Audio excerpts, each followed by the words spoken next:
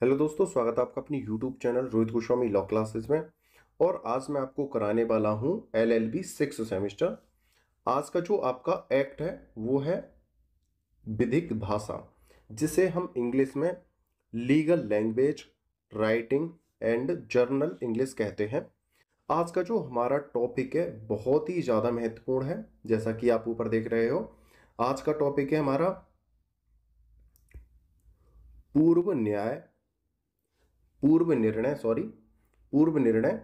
विधि के स्रोत एवं महत्व। इसे पूर्व न्याय कह सकते हो या पूर्व निर्णय कह सकते हो, ठीक है, या पूर्व डिक्री कह सकते हो, ठीक है। यह जो क्वेश्चन है बहुत ही ज्यादा महत्वपूर्ण है, ठीक है। और इस क्वेश्चन की जो आने की संभावना है पेपर में आपके 90% से लेकर 95% तक बनी रहती है, ठीक है। और इस क्वेश्चन की जो आने की संभावना है, ये जो हमारा पूर्व निर्णय वाला जो क्वेश्चन है, इसके जो आने की संभावना जो है वो 30 नंबर या 20 नंबर में ज्यादा बनी रहती है। अब ये आपका लक है या एग्जाम में डिपेंड करता है वो किस में दे, लेकिन इसके 20 और 30 नंबर जो है आने की जो संभावना है 95%। ध्यान रखना इस बात को, 5% चांस ऐसे हैं जब ये वाला क्वेश्चन नहीं आता है। तो ये आपका कैसा है, लॉन्ग क्वेश्चन है और कैसा है, वेरी इंपॉर्टेंट, ठीक है। अब इस क्वेश्चन को हम ध्यान से देखेंगे और अच्छे से समझेंगे। पूर्व निर्णय क्या होता है, पहले थोड़ा सा एग्जांपल दे देता हूं। पूर्व निर्णय वे निर्णय होते हैं जिन केसों में पहले कोई निर्णय दिया जा चुका है। उसी प्रकार के अगर कोई न्यू केस आते हैं जिनमें पहले निर्णय दिया गया है, दिया है, यदि उसी प्रकार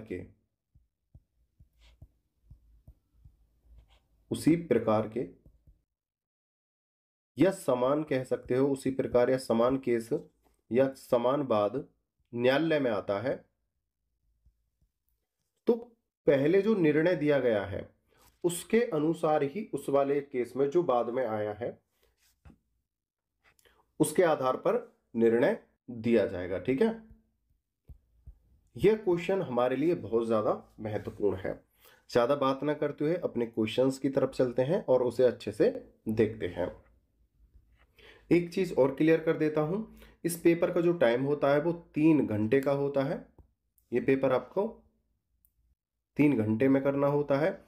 इसका जो कोड है 6002 है, या कहीं ये 602 भी लिखा हुआ होता है, और इसके जो मार्क्स हैं वो 100 हैं। एक चीज और बता देता हूं, अगर किसी स्टूडेंट का सेमेस्टर मैच नहीं करता है या कोड मैच नहीं करता है तो आप परेशान ना होना।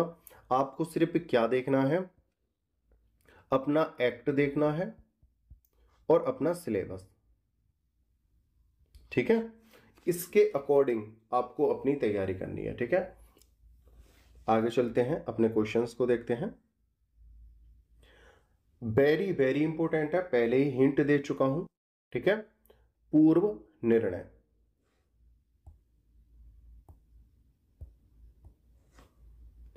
प्रेसिडेंट, प्रश्न नंबर हमारा 9 है। अब से पहले मैं ऑलरेडी आपके क्वेश्चन नंबर 10, 11 और 12 ये क्वेश्चन मैं आपके करा चुका हूं। आप प्लेलिस्ट पे जाकर इनको देख सकते हो। जब प्लेलिस्ट पे आप जाओगे तो आपको वहां पर कोड लिखा मिलेगा, आपको एक्ट का नाम लिखा मिलेगा, लीगल लैंग्वेज, ठीक है, और आपका सेम भी वहां पर लिखा मिलेगा। अगर सेम मैच नहीं करता है या कोड मैच नहीं करता है तो परेशान ना होना, अपने एक्ट के अकॉर्डिंग और सिलेबस के अकॉर्डिंग अपनी तैयारी करना। प्रश्न देखते हैं। प्रश्न हमारा 9 है। पूर्व निर्णय के विधि के स्रोत के रूप में महत्व को समझाइए। Discuss the importance importance of precedent as a source of law. पूर्व निर्णय, जैसा कि अभी मैंने एक्सप्लेन किया था, उन निर्णयों को अच्छे से समझाइए जो पहले दिए जा चुके हैं, उनके क्या स्रोत रहे हैं, मतलब पूर्व निर्णय जो हम देखते हैं वो कहां से कैसे चले आ रहे हैं। दूसरा, उसका महत्व क्या है, इन दो चीजों को बताइए। एग्जाम में सिर्फ इतना कहकर आपका क्वेश्चन आ सकता है कि पूर्व निर्णय के महत्व को समझाइए। ध्यान रखना इस चीज को, सिर्फ एग्जामिनर इतना देगा, पूर्व निर्णय के महत्व को समझाइए। तो आपको स्रोत भी बताने हैं और उसका महत्व भी बताना है। ध्यान रखना, ये मत सोचना कि स्रोत नहीं पूछ रहा है तो नहीं बताएं। ये 30 नंबर का पेपर है आपका, ठीक है। आगे चलते हैं। उम्मीद करता हूं चीजें आप समझ चुके होंगे। उत्तर है इसका 9 का यहां से, न्यायिक पूर्व निर्णय जुडिशियल प्रेसिडेंट्स विधि के स्रोत के रूप में न्यायिक पूर्व निर्णयों का पर्याप्त महत्व है। विधि के स्रोत में मतलब, विधि के स्रोत का मतलब है जहां से हमारी विधि का निर्माण हुआ है, जहां से हमने विधियों को बनाया है, कहां कहां से उनको इकट्ठा करके बनाया है, उसमें जो पूर्व निर्णय है हमारे, जो पहले निर्णय दिए जा चुके हैं, उसको उसका जो बहुत ज्यादा महत्व है। पूर्व निर्णय से आशय, आशय का मतलब होता है आपका उद्देश्य। पूर्व निर्णय से उद्देश्य, आशय या उद्देश्य किसी ऐसे सुनिश्चित प्रतिमान से है जिसके आधार पर लोग अपना भावी आचरण आधारित कर सकें। पूर्व निर्णय क्या है? पूर्व निर्णय का जो प्रतिमान है, जो सेट पैटर्न है हमारा, वो क्या है? वो ये है कि आदमी या न्यायालय या व्यक्ति जो पहले निर्णय दिए जा चुके हैं उनको देखकर उसी आधार पर दूसरा निर्णय दिया जा सके उसी प्रकार के केस में, ठीक है। तो भावी क्या मतलब क्या होता है? भावी होता है भविष्य में, भविष्य में या वर्तमान में। अगर उसी प्रकार का कोई केस आता है तो हम उसमें उसी आधार पर उसी प्रकार से निर्णय दे सकें। इसका एक छोटा सा एग्जाम्पल हम ऐसे समझते हैं, जैसे हम अपनी तैयारी करते हैं। अब हम तैयारी कर रहे हैं तो मैं आपको अक्सर बताता रहता हूं कि ये वाला जो क्वेश्चन है 90% आपके पेपर में आएगा, या 70% आपके पेपर में आएगा, या 80% पेपर में आएगा। इसका रीजन क्या है? तो मैं कैसे देख के बताता हूं? मैं पहले देखता हूं आपके प्रीवियस ईयर के पेपर, ठीक है। कौन से? प्रीवियस ईयर के पेपर देखता हूं, और उसके आधार पर ही तो मैं आपको बताता हूं कि भाई ये क्वेश्चन इतना ज्यादा महत्वपूर्ण है, और उसके आधार पर ही मैं आपको फिर वो क्वेश्चन कराता हूं, ठीक है। अब वो आपके लिए क्या बन जाता है? New question. लेकिन हम क्या देखते हैं? प्रीवियस ईयर के क्वेश्चनों को। उसी प्रकार से कोई केस होता है हमारा, या हमारा कोई वाद होता है, तो हम क्या देखते हैं? हमारा मतलब है न्यायाधीश जो हमारे न्यायालय में जज होते हैं, वो क्या देखते हैं कि भाई इसी प्रकार का कोई पहले जो केस आया है उसे देखो और उसके आधार पर ही इसमें निर्णय दो।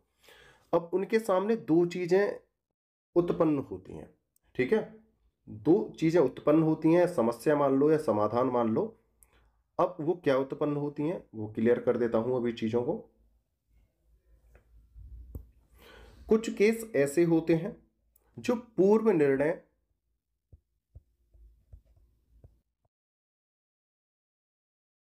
के आधार पर, पूर्व निर्णय के आधार पर उसमें क्या है? निर्णय दिया जा सकता है कि भाई इसी प्रकार का पहले जो केस था, इसी प्रकार का ये वर्तमान या भविष्य में केस आया है, सॉरी आने वाला है, तो उसमें हम निर्णय दे सकते हैं। एक तो ये हो गया। लेकिन दूसरी समस्या क्या है कि जो भविष्य, सॉरी जो हमारे अतीत में, यानी जो पहले निर्णय दिया गया है और जो वर्तमान केस वर्तमान वाद जो है तो उसी प्रकार का, लेकिन इसमें कंडीशन कुछ और बन रही हैं, ठीक है। अब वो कंडीशन क्या है? वर्तमान जो कानून है उसके आधार पर, रूढ़ि के आधार पर, प्रथा के आधार पर, या समाज के आधार पर, पहले वाले निर्णय के आधार पर हम वर्तमान में या भविष्य में कोई निर्णय नहीं कर सकते हैं, ठीक है। तो वहां पर क्या है? न्यायाधीश एक अपनी नई विधि बनाते हैं, ठीक है। नई विधि बनाते हैं और उस विधि अपने स्वयं के अनुसार, और उसमें क्या है? निर्णय देते हैं। और वही विधि जिसमें स्वयं के द्वारा जो निर्णय देते हैं फिर भविष्य में वो कानून बन जाती है। दोबारा से समझो इस पॉइंट को। अगर तुमने ये वाला पॉइंट समझ लिया तो उम्मीद है आप पूरा प्रश्न अच्छे से समझ लोगे। एक होता है पूर्व निर्णय, जिनमें पहले निर्णय दिया जा चुका है, उसी के आधार पर वर्तमान में या इन फ्यूचर उसमें निर्णय दिया जा सकता है, उसमें कोई दिक्कत नहीं आती है।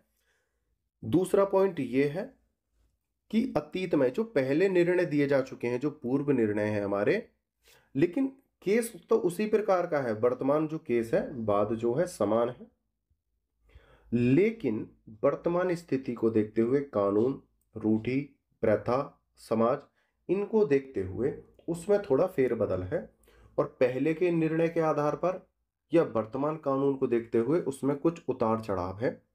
तो न्यायाधीश उन सभी चीजों को देखते हुए अपने विवेक के अनुसार भी कोई निर्णय दे सकते हैं, और न्यायाधीश नई विधि का क्या करते हैं, फिर निर्माण करते हैं। वही विधि इन फ्यूचर क्या बन जाती है, हमारी कानून बन जाती है या लॉ बन जाती है। ठीक है, यह विधि। उम्मीद करता हूं चीजें समझ में आई होंगी। थोड़ा घुमाव फिराव का है, आगे चलते हैं और समझते हैं।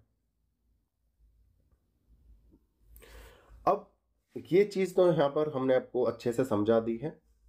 दूसरा देखते हैं, विधि के संदर्भ में पूर्व निर्णय का महत्व, निर्णय का अर्थ। विधि के संदर्भ में पूर्व निर्णय का अर्थ है यानी भूतकालीन यानी पहले निर्णयों को मार्गदर्शक के रूप में अपनाते हुए भावी निर्णयों के प्रति लागू करना। तो यहां पर साफ साफ लिखा हुआ है जो पहले निर्णय है उनको देखते हुए वर्तमान में उनको अपनाना है। ठीक है। दूसरा, अब यहां पे कुछ एग्जाम्पल दिए हैं, एग्जाम्पल्स दिए हैं हमारे। तो पहला है हमारा बेबीलोनिया, ये एक शहर था पहले। बेबीलोनिया में 2000 ईसा पूर्व, 2000 ईसा पूर्व का मतलब है अब से 4000 वर्ष पहले, 4000 वर्ष पहले पहले भी न्यायालयीन निर्णयों को अभिलिखित किए जाने की परिपाटी प्रचलित थी ताकि कानूनी परामर्श के लिए इनकी सहायता ली जा सके। यानी कि 2000 ईसा पूर्व यानी 4000 वर्ष पहले भी बेबीलोनिया में इस प्रकार का कानून था कि अगर कहीं कोई निर्णय दिया जा रहा है तो उसे लिख लो, क्योंकि इस प्रकार के अगर कोई भविष्य में केस आता है या वर्तमान में कोई केस चल रहा है तो उसके आधार पर जो हमने पहले निर्णय दिया है उसे निर्णय देने में क्या है, आसानी रहेगी। तो बेबीलोनिया में भी इन कानूनों को लिखा गया था। दूसरा है हमारा रोमन विधि शास्त्र के अंतर्गत न्यायाधीशों को यह निर्देश दिया गया था कि वे समान प्रकरणों में विख्यात न्यायवेत्ताओं द्वारा दिए गए पूर्व निर्णयों का अनुसरण करें।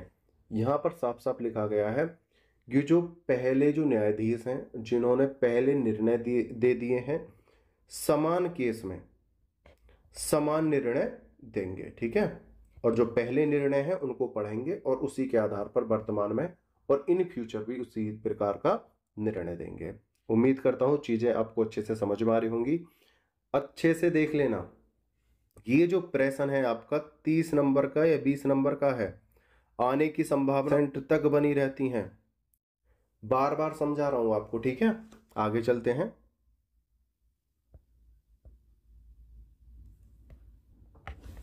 आगे देखते हैं, महाद्वीपीय पद्धति में पूर्व निर्णयों को बंधनकारी नहीं माना गया है तथा न्यायाधीशों को यह विवेकाधिकार प्राप्त है कि वे अपने निर्णय को पूर्व दृष्टांत पर आधारित करें या न करें। लेकिन यहां पर एक चीज और कही गई है एग्जाम्पल 3 में अभी हमने 2 एग्जाम्पल देखे हैं एग्जाम्पल्स। अब यहां पर दूसरा में क्या है, महाद्वीपीय पद्धति में इसमें कोई दबाव या जोर जबरदस्ती नहीं थी कि जो पूर्व निर्णय है उसी के आधार पर आप वर्तमान में या भविष्य में कोई निर्णय दोगे, ऐसा कोई जोर जबरदस्ती नहीं थी। यहां पर न्यायाधीशों को साफ साफ बोला गया है कि आप पहले निर्णयों के आधार पर भी निर्णय दे सकते हो या अपने विवेक के आधार पर या विधि के अनुसार अपने निर्णय दे सकते हो। आप पे कोई किसी प्रकार की जोर जबरदस्ती नहीं है। ठीक है, दोबारा देखो इस चीज को, अब चीजें क्लियर हो जाएंगी आपकी।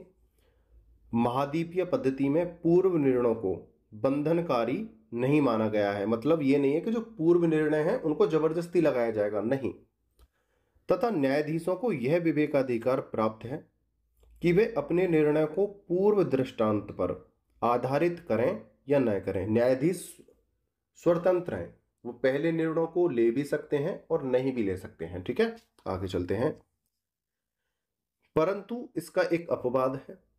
परंतु इंग्लिश विधि में कतिपय दशाओं में पूर्व निर्णय बंधनकारी प्रभाव रखते हैं, अर्थात न्यायाधीशों को समान प्रकरणों वाले वादों में पूर्व निर्णयों का अनुसरण करना अनिवार्य है। देखो, जो इंग्लिश महाद्वीपीयवाद है उसमें कहा गया है कि न्यायाधीश किसी के गुलाम नहीं है, वो चाहे तो पूर्व निर्णयों को ले भी सकते हैं, नहीं भी ले सकते, अपने विवेक के अनुसार निर्णय देंगे। लेकिन इंग्लिश विधि ने क्या बोला कि जो निर्णय एक बार दिया जा चुका है पहले, और उसी प्रकार का अगर कोई वर्तमान में या भविष्य में कोई केस आता है या वर्तमान में चल रहा है, तो पहले के समान ही उसमें निर्णय दिया जाएगा। और ऐसा करने के लिए क्या है, न्यायाधीश बाध्य हैं। ठीक है, तो अभी तक हमने क्या पॉइंट देखे, 4 पॉइंट देखे। कौन कौन से, देखिए, बेबीलोनिया का देखा था हमने कि पूर्व निर्णयों को लिख के रखा गया था कि अगर भविष्य में इनकी जरूरत पड़ेगी तो इन्हें देख लेंगे। ठीक है, रोमन विधि में भी इसी प्रकार का था। रोमन विधि में क्या था कि जो पहले अतीत में जो पहले निर्णय दिए जा चुके हैं, न्यायाधीश उन पर एक बार विचार करके तब निर्णय दें। लेकिन महाद्वीपीय पद्धति में क्या कहा गया कि कोई न्यायाधीशों पर जोर जबरदस्ती नहीं है, आधारित करें या ना करें उनका मन है। फिर इंग्लिश विधि ने क्या बोला कि भाई जो निर्णय दिए जा चुके हैं उसी के आधार पर निर्णय दिए जाएंगे, उनको बदला नहीं जाएगा। ये 4 पॉइंट बनते हैं, ध्यान रखना। अब आगे चलते हैं। पूर्व निर्णय का अर्थ, मीनिंग ऑफ प्रेसिडेंट, सामंड के अनुसार ये क्या है, हमारी डेफिनेशन है, क्या है हमारी परिभाषा, डेफिनेशन। ठीक है, एक चीज और क्लियर कर देता हूं, जैसा कि मैं आपको पहले भी बता चुका हूं और फिर बता रहा हूं मैं आपको। जब हम अपने पेपर में ब्लैक एंड ब्लू पेन का इस्तेमाल करते हैं, हम हेडिंग्स डालते हैं।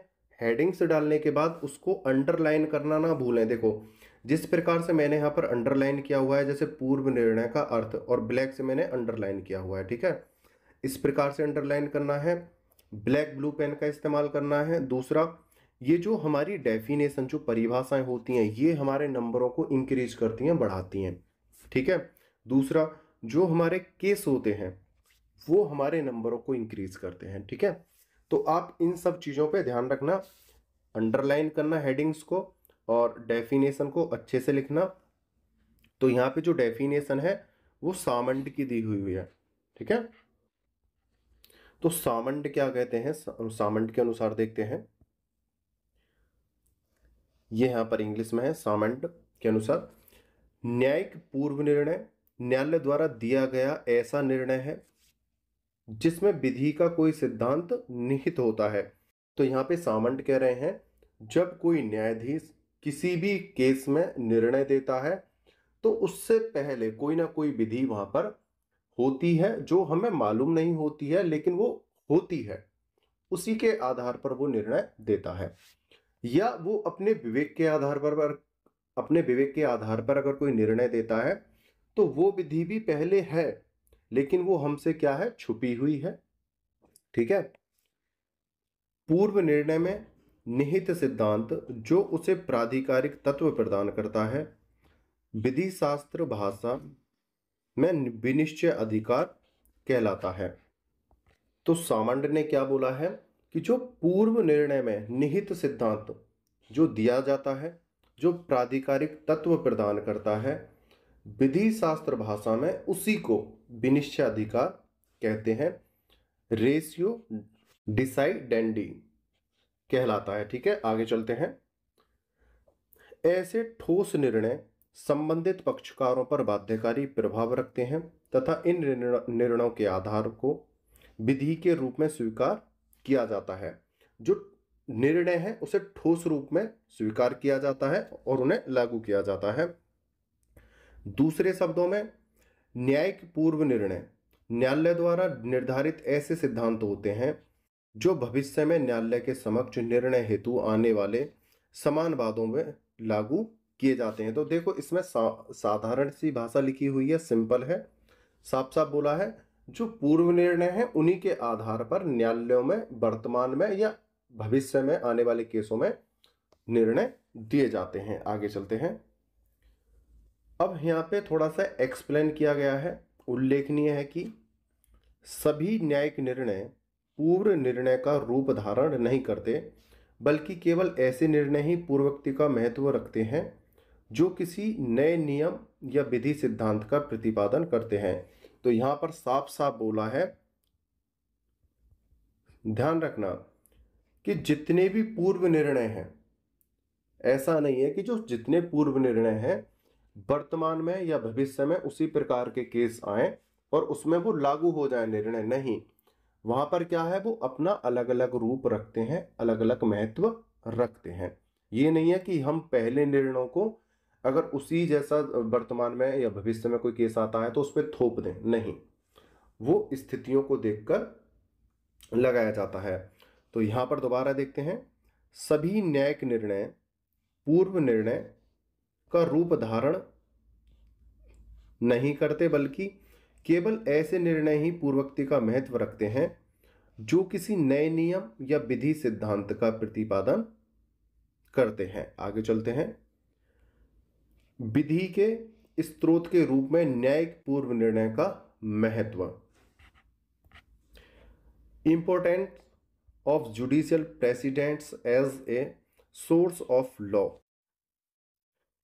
समाज की सामान्य धारणाएं न्यायाधीश के निर्णयों में प्रतिबंधित होती रहती हैं। कभी कभी न्यायाधीशों द्वारा दिए गए निर्णय विवाद को निपटाने के साथ साथ सामान्य विधि सिद्धांतों को प्रतिस्थापित करते हैं जो न्यायालयों के लिए विधि का प्रभाव रखते हैं। इसी विधि निर्माण की प्रक्रिया को न्यायिक पूर्व निर्णय जुडिशियल प्रेसिडेंट कहते हैं।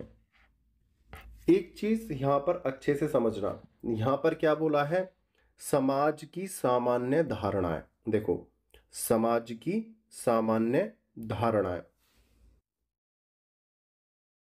ये जो चीज है इसे देखते हैं। समाज की सामान्य धारणाएं, समाज की जो प्रथाएं होती हैं, जो रीति होती हैं, जो रूढ़ियां होती हैं, कभी कभी न्यायाधीश उनका प्रयोग करके क्या है, निर्णय दे देते हैं। ठीक है, वही निर्णय उस विवाद को निपटाने का आधार बन जाते हैं और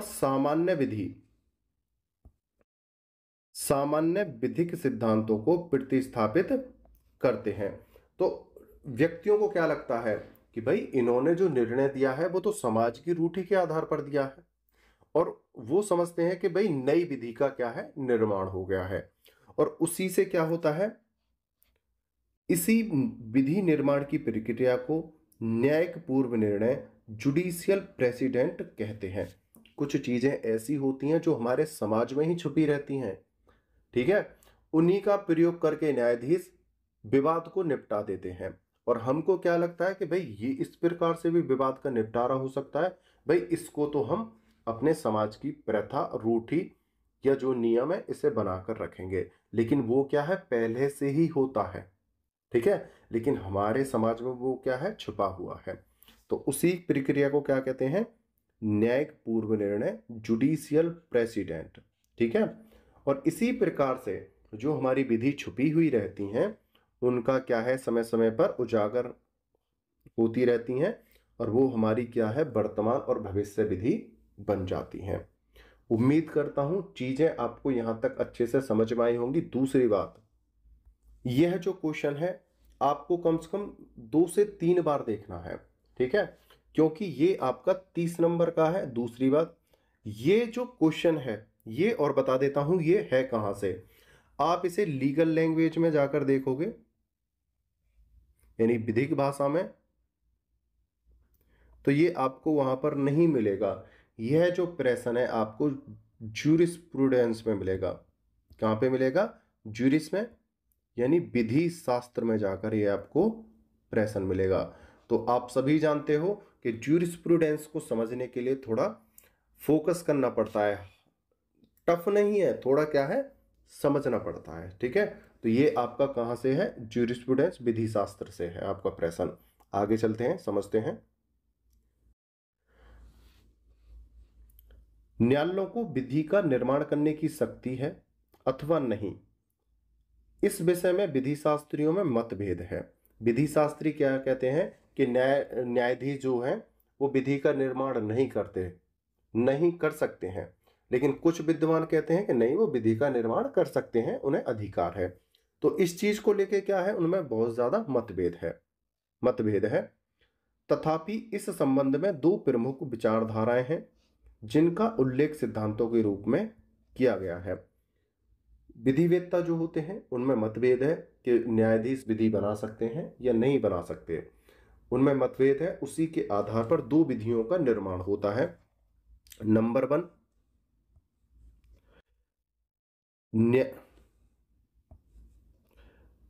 न्यायिक पूर्व निर्णय का घोषणात्मक सिद्धांत।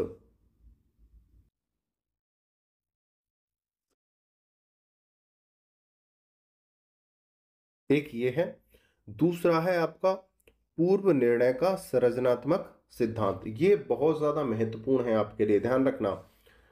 आगे चलते हैं।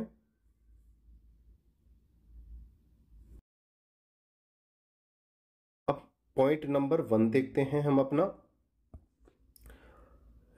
न्यायिक पूर्व निर्णय का घोषणात्मक सिद्धांत। आगे देखते हैं, डेक्लेरेटरी थ्योरी ऑफ जुडिशियल प्रेसिडेंट। इस सिद्धांत के अनुसार न्यायाधीशों का कार्य केवल घोषणात्मक है, सृजनात्मक नहीं। तो यहां पर क्या है, ये जो सिद्धांत है हमारा घोषणात्मक सिद्धांत, इसमें क्या बोला गया है कि न्यायाधीश जो विधि है उसमें जो निर्णय देते हैं या उसके अनुसार जो निर्णय देते हैं वो सिर्फ क्या है, घोषणा मात्र है। सृजनात्मक यानी निर्माण नहीं करते हैं, वो सिर्फ क्या है, घोषणा करते हैं कि भाई इस प्रकार से हमने निर्णय दिया है और इस प्रकार से निर्णय हो सकता है। वो सर्जना मतलब निर्माण नहीं करते हैं, सिर्फ क्या है, घोषणा करते हैं। आगे देखते हैं, न्यायाधीशों द्वारा विवादों के विनिश्चय में पहले से विद्यमान किसी विधि के नियमों का निर्वचन किया जाता है।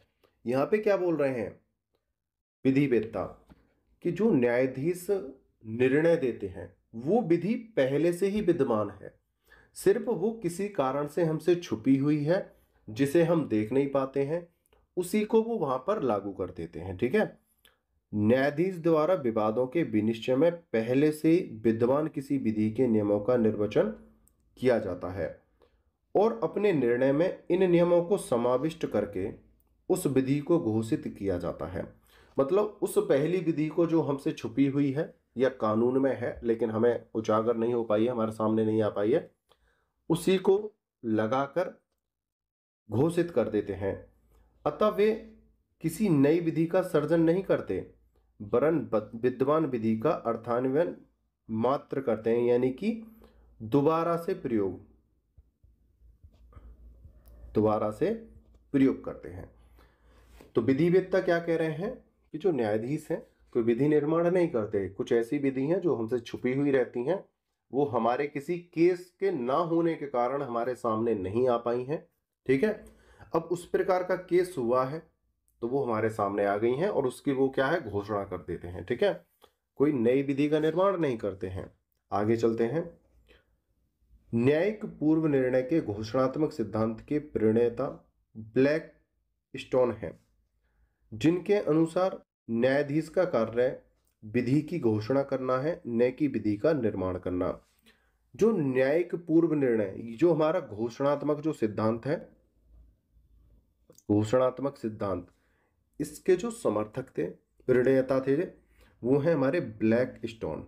ठीक है, वो क्या कहते हैं, जिनके अनुसार, ये ब्लैकस्टोन कह रहे हैं, न्यायाधीश का कार्य विधि की घोषणा करना है, न कि विधि का निर्माण करना।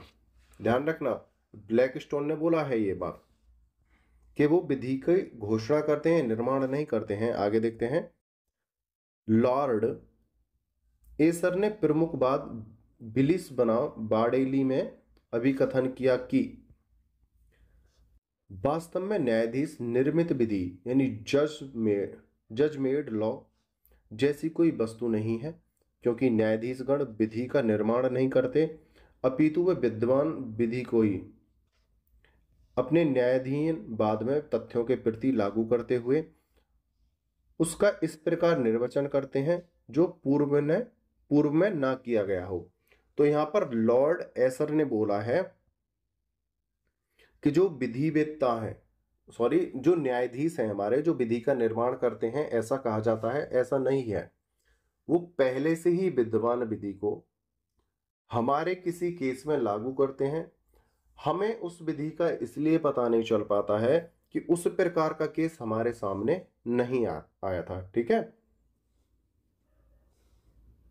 तो यहां पर हेडिंग क्या है हमारी, इस प्रकार निर्वचन करते हैं जो पूर्व में न किया गया हो। मतलब इस प्रकार का केस अगर पहले यानी अतीत में आया होता तो हमें इस विधि का पहले ही पता चल जाता, लेकिन इस प्रकार का पहले कोई केस आया नहीं तो हमें उस विधि का पता नहीं चला। लेकिन ऐसी विधि पहले से थी तो उन्होंने निर्माण नहीं किया है, सिर्फ घोषणा मात्र करी है कि इस प्रकार का भी निर्णय हो सकता है और इस प्रकार की विधि जो है हमारे पास है।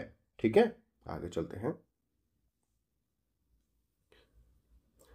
पूर्व निर्णय संबंधी ब्लैकस्टोन के घोषणात्मक सिद्धांत की आलोचना करते हुए ऑस्टिन कहते हैं कि जैसा कि मैं आपको बताता हूं, लॉ के अंदर, हमारे विधि कानून के अंदर, चाहे आप एग्जाम्पल ले लो, चाहे आप केस ले लो, चाहे आप सेक्शंस ले लो, ठीक है, या कोई डेफिनेशन ले लो,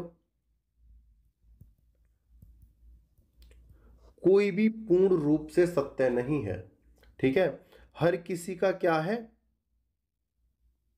आपको अपवाद मिल जाएगा। ठीक है, इसका कहीं ना कहीं कोई ना कोई नया अपवाद मिल जाएगा। तो अभी यहां पर इतने अच्छे से एक्सप्लेन किया चीजों को, ब्लैकस्टोन ने बताया, सामंड ने बताया, और भी विधिवेत्ताओं की हमने थ्योरीज पढ़ी, उसके बावजूद भी यहां पर क्या है, आलोचना। क्या निकल के आ गई, आलोचना। आलोचना का मतलब क्या है, अपवाद। ठीक है, आगे चलते हैं। पूर्व निर्णय संबंधी ब्लैकस्टोन के घोषणात्मक सिद्धांत की आलोचना करते हुए ऑस्टिन कहते हैं कि यह धारणा कि न्यायाधीश विधि का निर्माण नहीं करते बल्कि उसकी केवल घोषणा करते हैं, एक नादान परिकल्पना मात्र है। तो यहां पर क्या है, ब्लैकस्टोन की आलोचना करते हुए ऑस्टिन कहते हैं कि ये तो एक बच्चों जैसी बात हो गई कि जो न्यायाधीश हैं वो घोषणा करते हैं, विधि का निर्माण नहीं करते। भाई क्या आप मजाक कर रहे हो? या तो घोषणात्मक बताओ ही मत, या निर्माण मत बताओ। उन्होंने कहा है जिस विधि का हमको पता ही नहीं था, जो छुपी हुई है, हो या ना हो उससे मैटर नहीं करता है।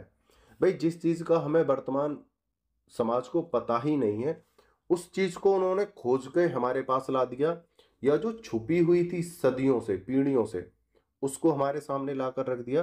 तो भाई एक प्रकार से तो उन्होंने विधि का निर्माण सही कर दिया, यानी एक नई विधि हमको ला कर दे दी। तो आप बच्चों की तरह हरकत ना करिए कि उन्होंने सिर्फ घोषणा करते हैं, वो निर्माण नहीं करते। तो बताने का ही उनका क्या है, बहुत बड़ा योगदान है। वो एक नई विधि हमको देके जा रहे हैं। ठीक है, आगे चलते हैं। बेंथम के अनुसार यह कहना कि न्यायाधीश विधि की केवल घोषणा करते हैं सरासर मिथ्या है। उनका तर्क है कि वस्तुतः घोषणात्मक सिद्धांत की आड़ में न्यायाधीश विधायन के अधिकार को चुरा लेते हैं, क्योंकि खुलेआम उन्हें ऐसा करने में संकोच होता है। बेंथम ने तो एक और कदम आगे निकल गए। बेंथम ने क्या बोला है, अभी तक हम कह रहे थे कि वो घोषणा करते हैं, कुछ आलोचक थे कि भाई वो निर्माण नहीं करते हैं, सिर्फ क्या है, घोषणा करते हैं। ठीक है। लेकिन बेंथम ने क्या कहा कि वो घोषणा भी नहीं करते हैं भाई, वो तो पुरानी विधि को चुरा कर हमारे सामने पेश कर देते हैं। ठीक है, वो कोई नया काम थोड़ी कर रहे हैं भाई, उनका तो कार्य ही है निर्णय देने का। अब वो पुरानी विधि नई विधि, उनका ऐसा क्या महत्व दिया जाए उनको। ठीक है, तो उन्होंने बोला है न्यायाधीश विधि की केवल घोषणा करते हैं, सरासर मिथ्या है भाई, ये तो एक झूठ है। उनका तर्क है कि वस्तुतः घोषणात्मक सिद्धांत की आड़ में न्यायाधीश विधायन के अधिकार को चुरा लेते हैं।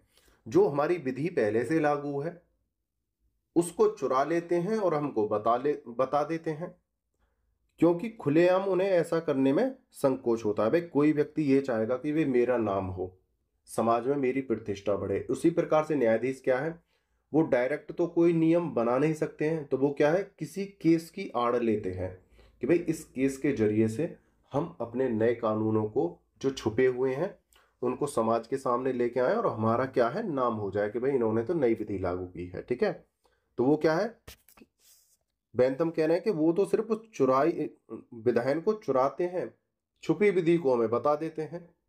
उनका इसमें क्या ज्यादा बड़ा महत्व है। आगे चलते हैं। डॉक्टर एलन के अनुसार, अब डॉक्टर एलन आगे ब्लैकस्टोन तथा बेंथम के विचारों की आलोचना, ये इनसे भी ऊपर निकल गए। अभी तक ब्लैकस्टोन के विचारों की आलोचना हो रही थी, उसकी ब्लैकस्टोन की आलोचना किसने की थी, बेंथम ने की थी।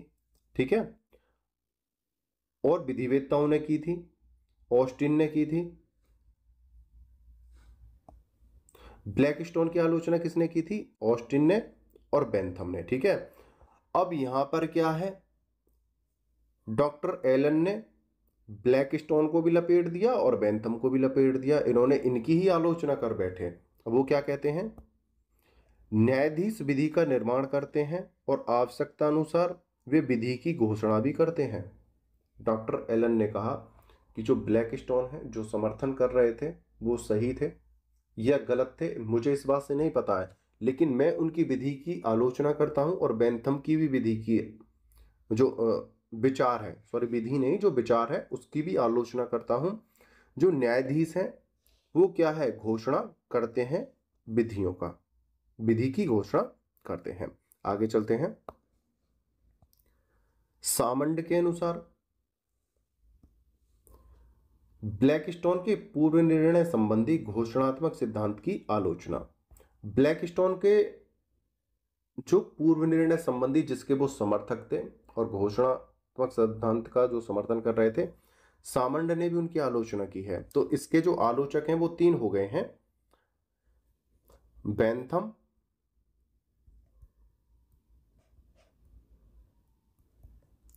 ऑस्टिन और सामंड। ठीक है, बेंथम ऑस्टिन पढ़ चुके हैं, सामंड बेंथम पढ़ चुके हैं, अब सामंड को देखते हैं। और अब से पहले ऑस्टिन और बेंथम की आलोचना किसने की थी, डॉक्टर एलन ने। ध्यान रखना इस चीज को। अब देखते हैं, सामंड के अनुसार ब्लैकस्टोन के पूर्व निर्णय संबंधी घोषणात्मक सिद्धांत की आलोचना। अनेक न्यायिक पूर्व निर्णय केवल पहले से ही विद्वान विधि की घोषणा करते हैं, किंतु ऐसे न्यायिक निर्णय भी हैं जो मौलिक होते हैं तथा विधि संकल्प में अभिवृद्धि करते हैं। आगे चलते हैं। जब न्यायाधीश को किसी ऐसे मामले में निर्णय देना होता है जो किसी कानून, रूढ़ि या पूर्व निर्णय पर आधारित न किया जा सकता हो, तो उसे नए विधिक सिद्धांत का सूत्रपात करना आवश्यक होता है। अब यहां पर एक चीज बोली है कि भाई कोई केस न्यायालय में आया और न्यायाधीशों ने उसे खंगाला, उस केस को पढ़ा, उसको पढ़ने के बाद उन्होंने कानून को देखा, विधि को देखा, पूर्व निर्णयों को भी देखा, लेकिन उसमें किसी भी प्रकार से निर्णय देने की संभावना नहीं बन रही है। तो उनका कहने का मतलब क्या है, ना तो कानून वहां पर लागू हो पा रहा है, ना ही जो हमारी रूढ़ी है समाज की वो वहां पर सही लग पा रही है, ना ही वहां पर पूर्व निर्णय ठीक बैठ पा रहे हैं। तो ऐसी स्थिति में क्या किया जाए, तो जो न्यायाधीश हैं अपने विवेक के अनुसार जो वर्तमान स्थिति है, परिस्थिति है, उसे देखते हुए, दोनों पक्षों को देखते हुए अपनी तरफ से निर्णय दे सकते हैं। तो विधिक सिद्धांत का सूत्रपात करना हो जाता है, नए विधिक सिद्धांत का सूत्रपात करना आवश्यक हो जाता है। ठीक है, ध्यान रखना जब कानून भी मैच नहीं करता हो, ठीक है, रूठी भी मैच नहीं कर रही है, पूर्व निर्णय भी मैच नहीं कर रहे हैं, लेकिन निर्णय देना अनिवार्य है, जरूरी है, तो न्यायाधीश अपने विवेक के अनुसार परिस्थितियों को देखते हुए, दोनों पक्षों को सुनते हुए वहां पर निर्णय दे सकते हैं।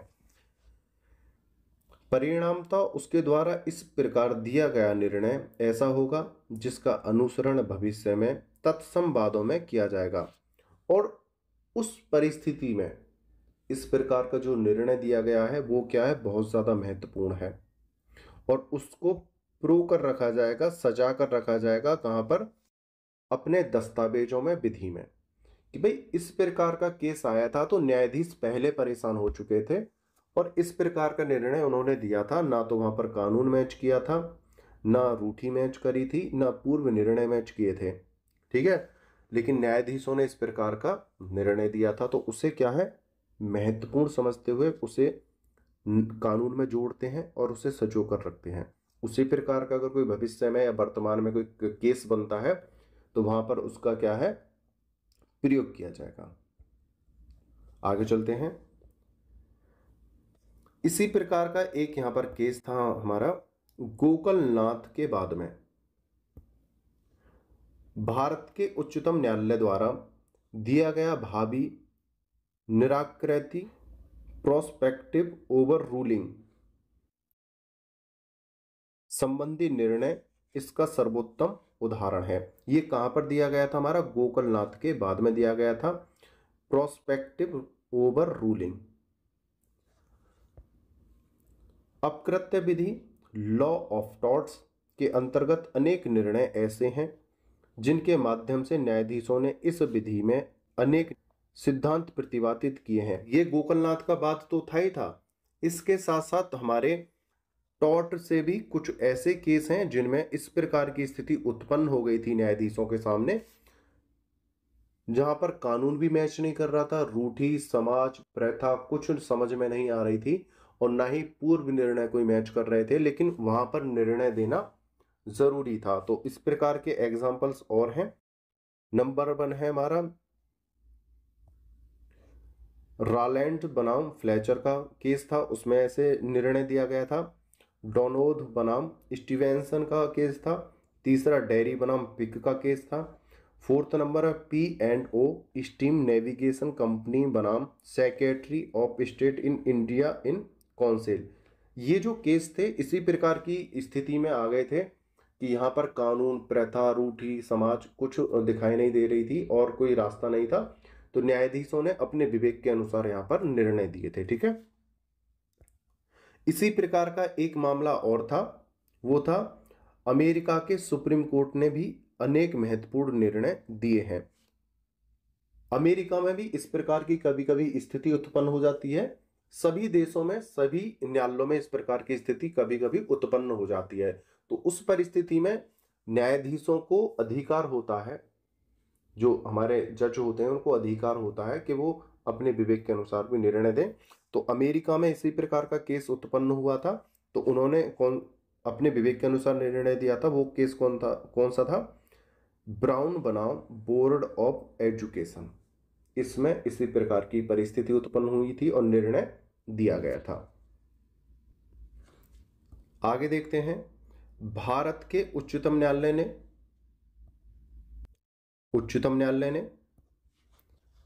ने भी केशवानंद भारती बनाम केरल राज्य के अपने ऐतिहासिक फैसले में गोकलनाथ में दिए गए निर्णयों को उलटते हुए अभिकथन किया कि संसद संविधान के किसी भी उपबंध यानी निर्णय में संशोधन कर सकती है, लेकिन संविधान के मूल ढांचे यानी बेसिक स्ट्रक्चर में संशोधन करने की अधिकारिकता उसे प्राप्त नहीं है। इस प्रकार इस बाद में उच्चतम न्यायालय ने मूल ढांचे संबंधी नया सिद्धांत प्रतिपादित किया। यहां पर एक चीज समझो, केशवानंद भारती का जो मामला था बनाम केरल राज्य, इसमें गोकलनाथ के मामले को यहां पर बदला गया था। ठीक है, जो वहां पर निर्णय दिया गया था उसको बदला गया था। और इसमें यह कहा गया था कि किसी भी निर्णय में हम वर्तमान में कोई भी संशोधन कर सकते हैं या नई प्रक्रिया अपना सकते हैं या नया निर्णय दे सकते हैं, लेकिन जो मूल ढांचा होता है हमारा उसमें फेरबदल नहीं कर सकते हैं, उसको नहीं बदल सकते हैं। ठीक है, तो उसी के ऊपर मूल ढांचे का सिद्धांत भी प्रतिपादित किया गया था। ठीक है, तो इस चीज को दोबारा समझो। गोकलनाथ के बाद में उस समय स्थिति ऐसी उत्पन्न हो रही थी, ना तो रूढ़ि कानून प्रथा कोई चीज समझ में नहीं आ रही थी कि कैसे निर्णय दिया जाए। इसमें न्यायाधीशों ने अपने विवेक के अनुसार उसमें निर्णय दिया।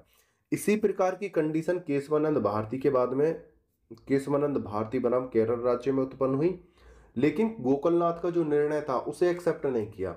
यहां पर उसे बदलते हुए हाई कोर्ट ने, उच्चतम न्यायालय ने, सॉरी यहां पर एक चीज बाई मिस्टेक हो गई है, यहां पर सुप्रीम कोर्ट कीजिएगा। ठीक है, मैंने 2-3 बार यहां पर रॉन्ग कर दिया है ये पॉइंट, इसे करना अपना SC सुप्रीम कोर्ट, सॉरी उसके लिए। ये है हमारा सुप्रीम कोर्ट, क्षमा प्रार्थी हूं आपसे। तो इसमें गोकल नाथ के बाद को पलटते हुए हमारे सुप्रीम कोर्ट ने बोला था कि भाई इस प्रकार का जो केस है हम उसे नहीं एक्सेप्ट करते हैं, हम इसको थोड़ा बदल रहे हैं वर्तमान स्थिति को देखते हुए। ठीक है, लेकिन उन्होंने, सुप्रीम कोर्ट ने साथ ही साथ ये भी कहा था कि हम वर्तमान केसों में, निर्णयों में तो फेरबदल कर सकते हैं, संशोधन कर सकते हैं, लेकिन मूल ढांचे में संशोधन नहीं कर सकते हैं। और इसी के लिए मूल ढांचे का, बेसिक स्ट्रक्चर का क्या है, सिद्धांत प्रतिपादित किया था। आगे चलते हैं।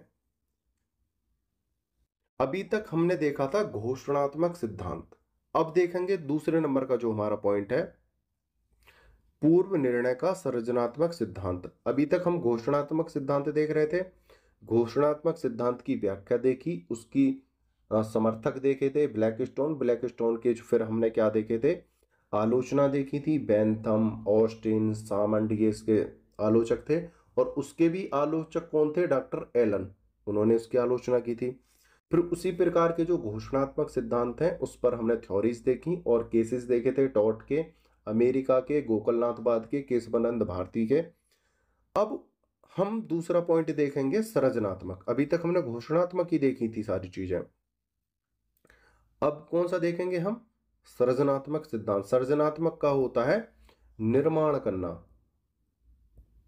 एक होती है घोषणा, एक होता है निर्माण। अब देखेंगे पूर्व निर्णय का सृजनात्मक सिद्धांत, थ्योरी डेट जजेस आर लॉ मार्क्स। इस सिद्धांत के अनुसार न्यायिक पूर्व निर्णय नई विधि का निर्माण करते हैं। इंग्लैंड में इस सिद्धांत के प्रमुख समर्थक डाइसी थे। सृजनात्मक सिद्धांत का क्या है कि जो न्यायाधीश हैं वो ही विधि का क्या है, निर्माण करते हैं। और इस प्रकार की प्रथा, इस प्रकार की जो व्यवस्था थी वो इंग्लैंड में बहुत प्रचलित थी। ठीक है, कहां पर, इंग्लैंड में। इंग्लैंड में क्या था, इंग्लैंड में कोई ऐसी विधि नहीं थी जिसको देखकर हम निर्णय दे सकें, जो न्यायाधीश निर्णय देते थे वही क्या है, विधि बन जाती थी, जिनके मतानुसार इंग्लिश विधि का अधिकांश भाग न्यायाधीशों द्वारा निर्मित किया गया था। तो जो इंग्लिश विधि जो थी, इंग्लैंड की जो विधि थी, उसका जो निर्माण है ज्यादातर न्यायाधीशों ने ही किया है। जैसे जैसे केस आते रहे, जैसे जैसे न्यायाधीश निर्णय देते गए, वो एक विधि का रूप धारण करते गए। ठीक है, आगे चलते हैं। प्रसिद्ध अमेरिकन विधिशास्त्री ग्रे ने केवल न्यायाधीश को ही विधि का एकमात्र निर्माता माना है। जो ग्रे हैं वो ये कहते हैं कि सिर्फ विधि का निर्माण करने वाले एकमात्र जो अधिकारी हैं वो कौन है, न्यायाधीश हैं। ठीक है, उनके अनुसार विधि का वास्तविक निर्माता वह व्यक्ति नहीं जो उसे प्रथमता लेखबद्ध करता है या उसका कथन करता है, अपितु वह व्यक्ति होता है जिसे लिखित या कथित विधि की व्याख्या करने का अधिकार प्राप्त होता है। देखो, जो ग्रे है वो ये कह रहे हैं कि जैसे किसी न्यायाधीश ने कोई निर्णय दिया, निर्णय में कोई विधि बनी, ठीक है, कि भाई इस वाद में XYZ कोई भी जो नियम है वो लगाया कि भाई इस पर हमने निर्णय दे दिया, ठीक है।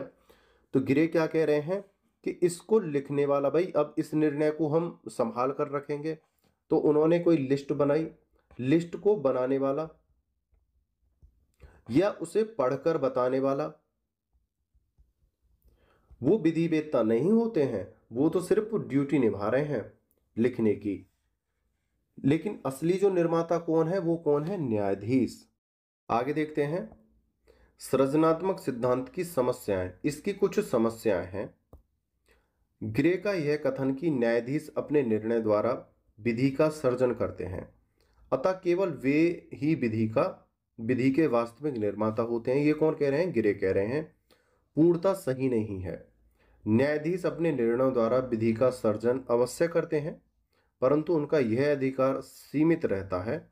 विधि निर्माण के संबंध में न्यायालयों पर अनेक प्रतिबंध हैं, जिनमें निम्नलिखित विशेष उल्लेखनीय है।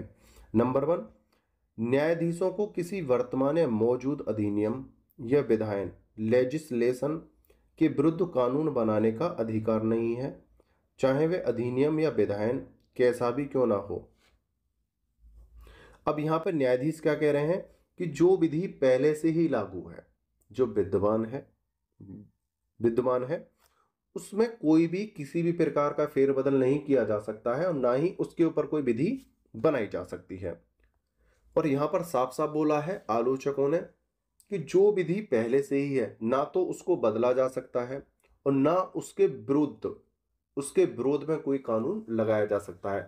पहली विधि चाहे गलत हो या सही हो, चाहे राइट हो या रॉन्ग हो, जो पहले से चली आ रही है वही चलेगी, आप उसमें फेरबदल नहीं कर सकते हो, उसी को लागू रहने देंगे।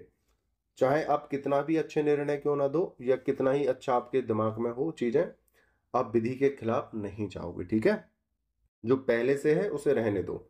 दूसरा पॉइंट है, न्यायाधीश की विधि निर्माण की शक्ति केवल उसके समक्ष प्रस्तुत बात के तथ्यों तक ही सीमित रहती है, अतः वह उसी प्रकार के सम विवादों के प्रति लागू की जा सकती है अथवा विधायन की भांति उसे सामान्य रूप से लागू नहीं किया जा सकता। यहां पर एक पॉइंट तो है जो मुझे भी अच्छा लगा है और जायज भी है। यहां पर बोला है जब कोई न्यायाधीश किसी केस में यानी किसी बाद में निर्णय देता है, तो वो उस वर्तमान केस को देखते हुए यानी कि पक्षों को देखते हुए ए और बी पक्ष को देखते हुए निर्णय देता है। लेकिन उसमें जो निर्णय दिया, हम उसी के आधार पर भविष्य में किसी और केस में उस निर्णय को नहीं थोप सकते हैं, ठीक है भाई। ना जाने उसकी कंडीशन क्या रही हो, वर्तमान स्थिति क्या रही हो उस केस की, या पक्षों की स्थिति क्या रही हो, हम उसको किसी अन्य केस पर इन फ्यूचर थोप नहीं सकते हैं, ठीक है। वो जो निर्णय है सिर्फ एक केस को देख कर दिया जा रहा है। उसी प्रकार से अगर कोई कंडीशन आगे बनती है लेकिन परिस्थिति कुछ और थी, तो हम उस निर्णय को उनके ऊपर नहीं थोप सकते हैं, ठीक है। तो इन्होंने बोला है कि भाई उन्होंने विधि का निर्माण किया। उनका एक पॉइंट और है कि पहले तो ए और बी को देखकर निर्णय दिया। दूसरा, अगर इसी के समान अगर कोई केस आता है तो चलो वहां तो इस निर्णय को हम लागू कर देंगे, सही बात है। लेकिन विधान में या विधि में हम उसको ऐड नहीं कर सकते हैं। विधायन का मतलब है संपूर्ण समाज पर या संपूर्ण राष्ट्र पर उसे लागू कर देना। ऐसा नहीं हो सकता है क्योंकि निर्णय किसी एक केस को देखकर आया है, दो पक्षों को देख कर आया है, उनकी स्थितियों को देखकर आया है। हम उसे सभी पर लागू नहीं कर सकते हैं, थोप नहीं सकते हैं, ठीक है। आगे चलते हैं। निष्कर्ष इसका निकलता है, पूर्व निर्णय संबंधी घोषणात्मक सिद्धांत तथा सृजनात्मक सिद्धांत दोनों में सच्चाई का कुछ अंश विद्यमान है।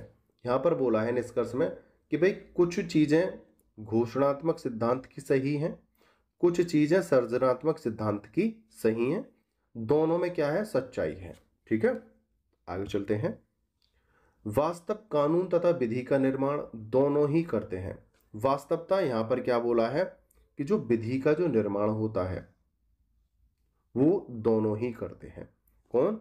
सर्जनात्मक सिद्धांत भी करता है हमारा, और घोषणात्मक सिद्धांत भी करता है, और सर्जनात्मक सिद्धांत, ये दोनों ही विधि का थोड़ा थोड़ा निर्माण करते हैं। आगे, एक और वे अस्पष्ट, अनिश्चित तथा बिखरी हुई विधियों को निश्चित, सुस्पष्ट तथा बोधगम्य यानी सरल रूप प्रदान करते हैं, तो दूसरी ओर वे विधायनों द्वारा निर्धारित विषयों पर निर्णय देते समय विधि का सर्जन भी करते हैं। इस प्रकार न्यायाधीश विधियों की कमियों को दूर करते हैं तथा उन्हें बोधगम्य बनाते हैं। बोधगम्य का मतलब है सरल। यहां पर क्या है कि कुछ चीजें ऐसी होती हैं,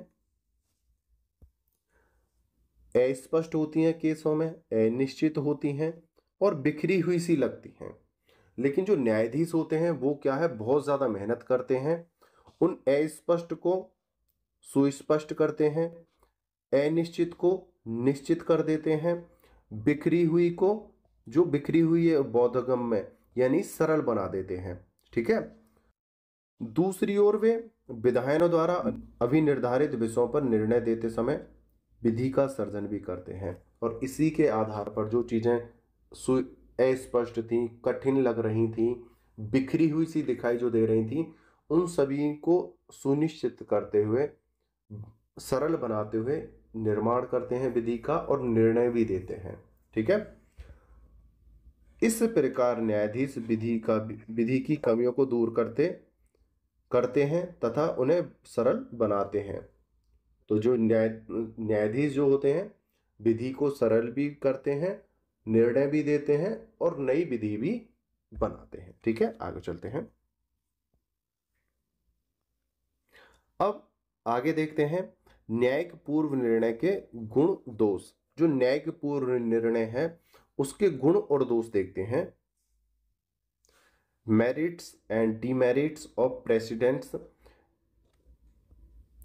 न्यायिक पूर्व निर्णयों के महत्व की विवेचना करने के पूर्व इनके गुण दोषों पर विचार करना उचित होगा।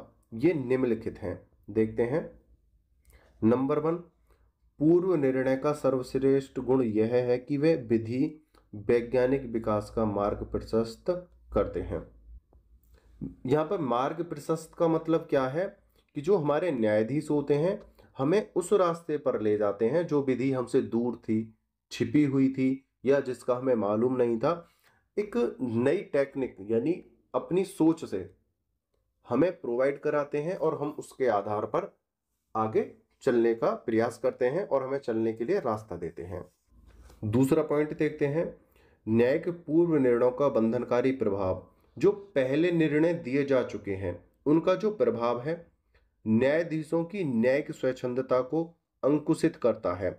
मतलब जो पहले निर्णय हैं, जो न्यायाधीश मनमानी तरीके से निर्णय देने वाले थे, उसको क्या है, कुछ हद तक रोकता है। उस पर बाध्य होता है पूर्व निर्णय कि आप पूर्व निर्णय के आधार पर ही यहां पर निर्णय दो, उन्हें खुलने का मौका नहीं देता है, जो न्याय की दृष्टि से अत्यंत आवश्यक है। तीसरा, पूर्व निर्णय वरिष्ठ न्यायाधीशों के व्यावहारिक अनुभव पर आधारित होते हैं, अतः उनके द्वारा विनिश्चित विधि को लागू करना श्रेयस्कर होता है।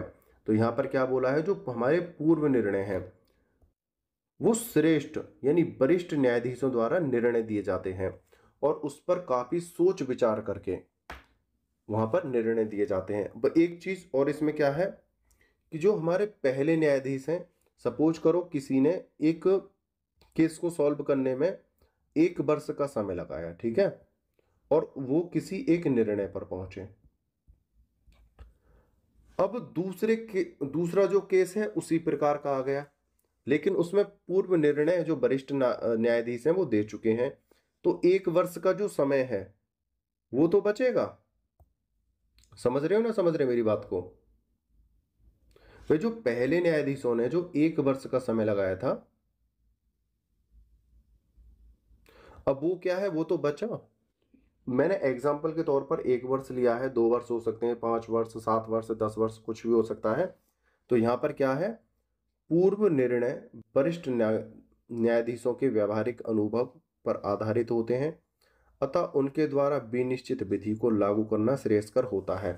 तो जो अब वर्तमान में या भविष्य में जो न्यायाधीश हैं, उनको क्या है, समय की बचत होती है और एक राहत मिलती है कि भाई अब उन्हें भटकना नहीं पड़ेगा, नई नई चीज़ों को पढ़ना नहीं पड़ेगा, देखना नहीं पड़ेगा। सिर्फ क्या है कि भाई इस प्रकार का पहले कोई निर्णय आ चुका है, इसमें इस प्रकार का निर्णय दे दो, समय बचेगा और न्यायालय अपना जल्दी निर्णय कर देगा।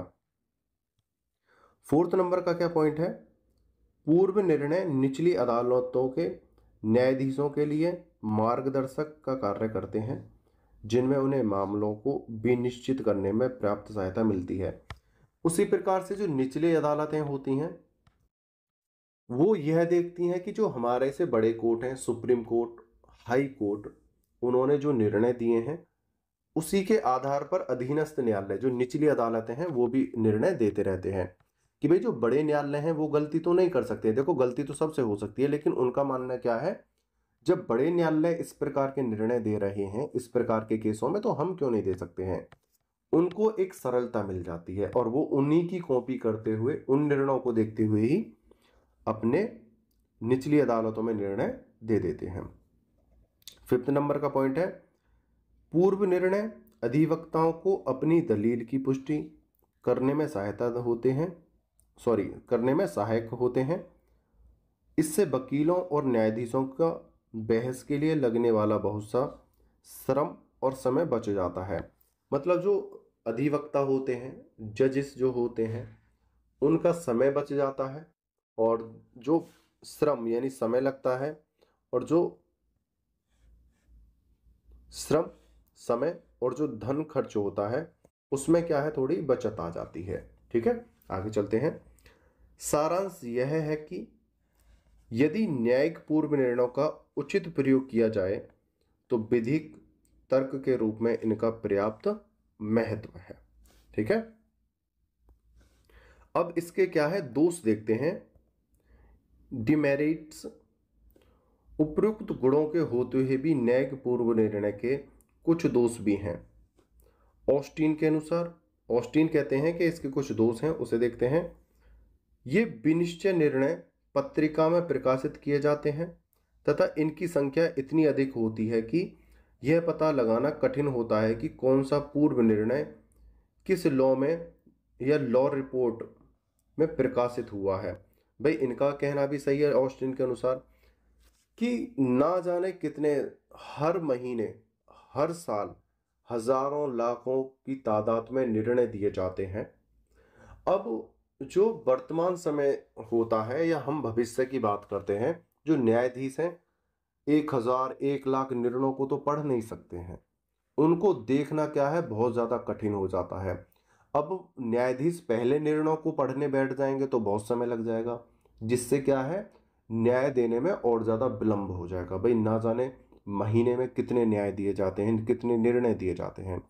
आप सभी की लिस्ट को चेक करना, पहले तो ये चेक करना कि क्या निर्णय दिया है, दूसरा कि वो किस एक्ट में है, किस एक्ट में है या किस लॉ रिपोर्ट में है, यह सब देखने में ही समय निकल जाएगा, ऑस्टिन कहते हैं। दूसरा पॉइंट है, कभी कभी विभिन्न न्यायालयों द्वारा परस्पर विरोधी निर्णय दिए जाते हैं। उस स्थिति में पूर्व निर्णय की वैधता के विषय में कोई निश्चित कसौटी नहीं होती है, जिससे भूल की संभावना सदैव बनी रहती है। यहां पर एक पॉइंट और बोला है कि कभी कभी ऐसा होता है कि अपने अपने राज्य के अनुसार उनमें क्या है, भेद पाता है, निर्णयों में क्या है, भिन्नता पाई जाती है। अब उसको देखते हुए, भिन्नता को देखते हुए, अगर उसी तरीके से किसी दूसरे राज्य में निर्णय दे दिया और वो क्या है, परिस्थितियों को या भौगोलिक क्षेत्र को देखते हुए जहां पर निर्णय दिया था वहां तो सही था, लेकिन जहां पर उसको देखते हुए निर्णय दिया जा रहा है वो गलत है। सपोज करो एमपी का कोई निर्णय है,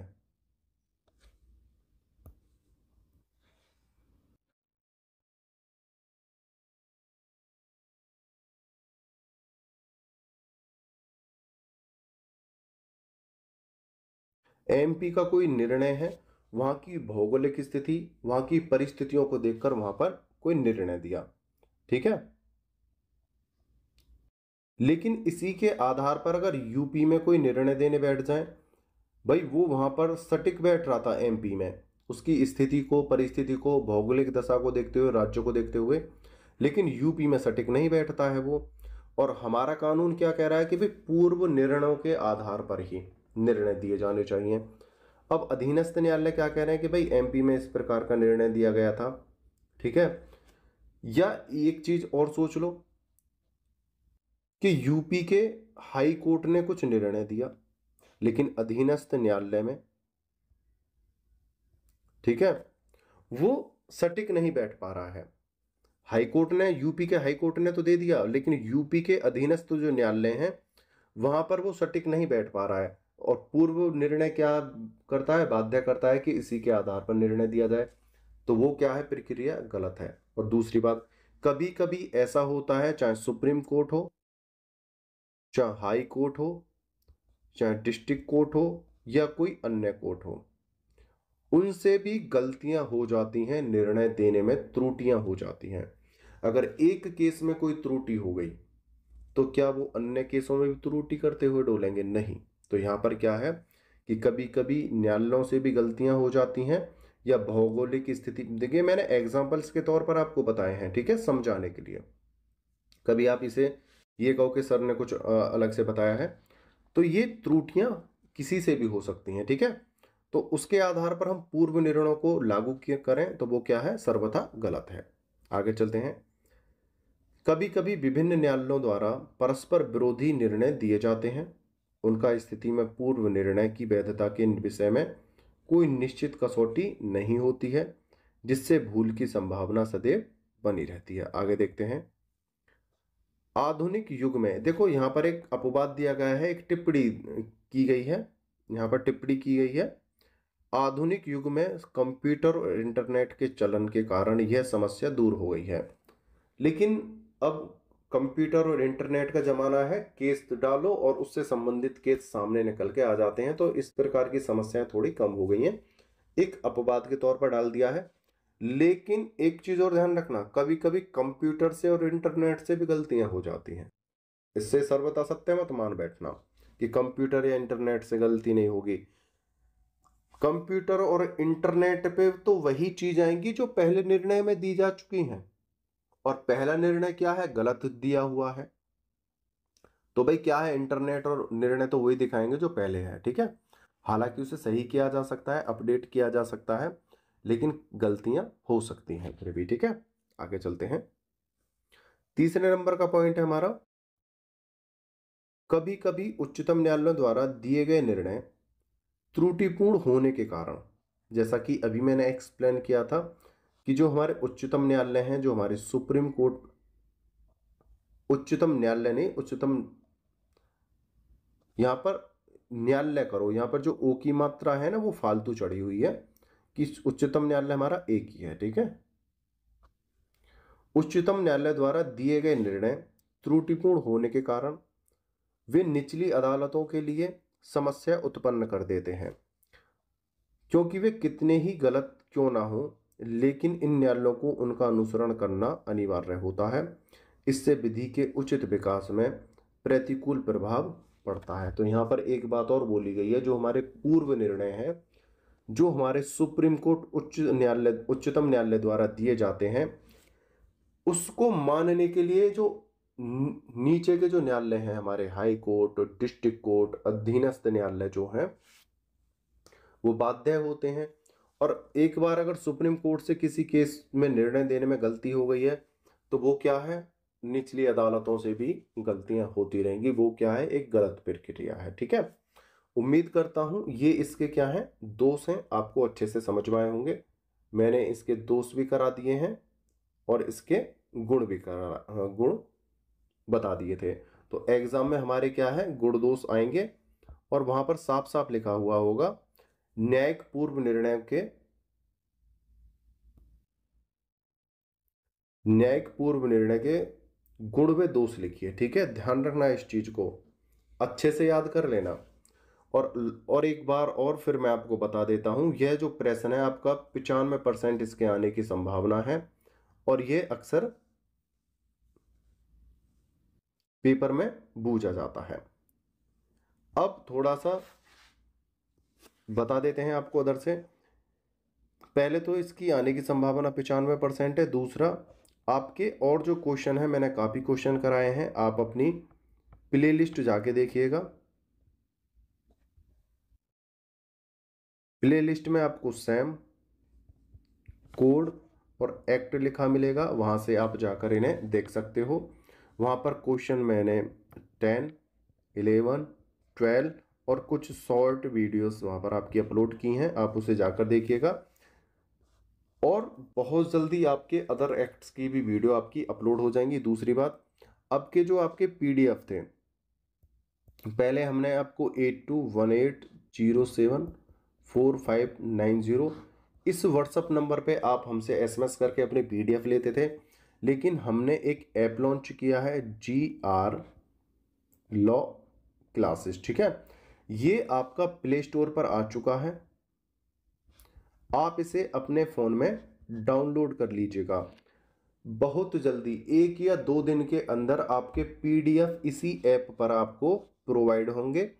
आपको डायरेक्ट इसी ऐप से पेमेंट करना है और आपके पीडीएफ आपके फोन में आ जाएंगे, ठीक है। अगर किसी कारण आपको कोई चीज समझ में नहीं आती है, कोई त्रुटि है, कोई समस्या है, तो आप हमारे दिए हुए नंबर पर, हमारे व्हाट्सएप नंबर पे एसएमएस करके हमसे बात कर सकते हो।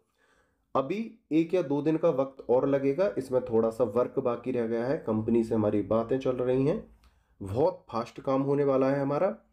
उससे पहले आप GR लॉ क्लासेस नाम के ऐप को डाउनलोड कर लीजिएगा।